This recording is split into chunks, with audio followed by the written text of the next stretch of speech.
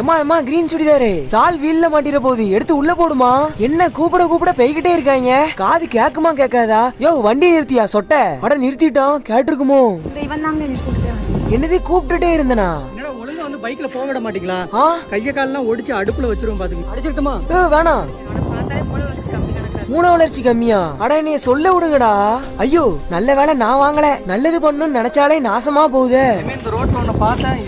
நீங்க வேற, நான் இன்னையில இருந்து வெளிநாட்டுக்காரனே. அசிங்கப்பட்டதை ஏரியா கேர்ள்ஸ் பாக்குறதுக்குள்ள இடத்த காலி பண்ணுவோம்.